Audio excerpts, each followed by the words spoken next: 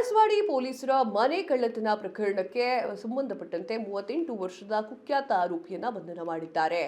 ಈಗ ಕರ್ನಾಟಕದಾದ್ಯಂತ 67 ಕ್ರಿಮಿನಲ್ ಪ್ರಕರಣದಲ್ಲಿ ಬೇಕಾಗಿದ್ದಂತಹ ಈ ವ್ಯಕ್ತಿ ಬಂಧಿತ ಆರೋಪಿಯನ್ನ ಕಾಡುಗೋಡಿ ನಿವಾಸಿ ಸೈಯದ್ ಭಾಷಾ ಅಂತ ಹೇಳಿ ಗುರುತಿಸಲಾಗಿದೆ.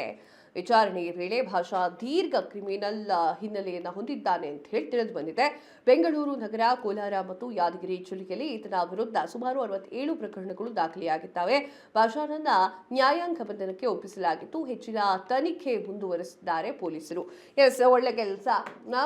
ಎಷ್ಟು 67 ಪ್ರಕರಣ ಇತ್ತು. 67 ಪ್ರಕರಣವೂ ಕೂಡ ಈಗ ಕಂಪ್ಲೀಟ್ ಆಯಿತು. ಬಾಣಸ್ವಾಡಿ ಪೊಲೀಸರು ಕೆಲಸ ಮಾಡಿದ್ದಾರೆ. ಅವರಿಗೆ ಎಲ್ಲರೂ ಕೂಡ ಅಭಿನಂದನೆ ಸಲ್ಲಿಸಬೇಕು. 38 ವರ್ಷಗಳಿಂದ ಕುಖ್ಯಾತಿ ಆರೋಪಿಯನ್ನ ಬಂಧನ ಮಾಡಿದ್ದಾರೆ. ಈತ ನೋಡಕ್ಕೆ ಮಾತ್ರ ಹಿಂಗೆ ಕಾಣ್ತಾ ಇದ್ದಾನೆ. ಆತನ ಹಿಸ್ಟ್ರಿ ಕೇಳಿದ್ರೆ ನಿಜಕ್ಕೂ ಕೂಡ ನೀವು ಶಾಕ್ ಆಗ್ತೀರಾ. 38 ವರ್ಷಗಳಿಂದ ತನ್ನ ಕೆಲಸವನ್ನ ಮಾಡ್ತಾ ಇದ್ದಾನೆ. ಕಟ್ಟುನಿಟ್ಟಿನ ಕೆಲಸ ಮಾಡ್ತಾ ಇದ್ದ ಅನ್ಸುತ್ತೆ. ಮೋಸ್ಟ್ಲಿ ಕಳ್ತನ ಮಾಡ್ತಾ ಇದ್ದ ಆತ. ಕರ್ನಾಟಕದಾದ್ಯಂತ 67 ಕ್ರಿಮಿನಲ್ ಪ್ರಕರಣದಲ್ಲಿ ಬೇಕಾಗಿರುವಂತಹ ಒಂದು ಆರೋಪಿ ಆಗಿದ್ದ. ಕಾಡುಗೋಡಿ ನಿವಾಸಿ ಸೈಯದ್ ಪಾಷಾನನ್ನ ಗುರುತಿಸಿ ವಿಚಾರಣೆಯ ವೇಳೆಯಲ್ಲಿ ಪಾಷಾ ಅಂತ ಹೇಳಿ ಗೊತ್ತಾಗಿ ದೀರ್ಘ ಕ್ರಿಮಿನಲ್ ಹಿನ್ನೆಲೆ ಇರುವಂತಹ ಒಬ್ಬ ವ್ಯಕ್ತಿಯನ್ನ ಪೊಲೀಸರು ಹೆಡೆಮುರಿ ಕಟ್ಟಿದ್ದಾರೆ. ಒಳ್ಳೆ ವಿಚಾರ.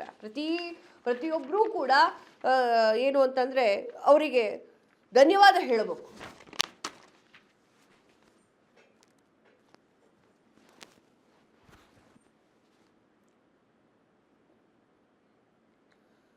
ಇದಾಗಿತ್ತು ಇವತ್ತಿನ ವಿಶೇಷ. ಮತ್ತಷ್ಟು ಸುದ್ದಿಗಳಿಗಾಗಿ ನೋಡ್ತಾ ಇರಿ ಸಂಪೂರ್ಣ ನ್ಯೂಸ್. ಇದು ನೊಂದವರ ಧ್ವನಿ.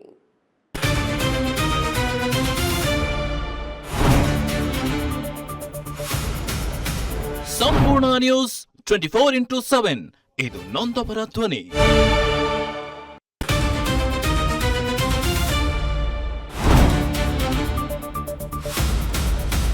ಸಂಪೂರ್ಣ ನ್ಯೂಸ್ 24x7 ಇದು ನೊಂದವರ ಧ್ವನಿ.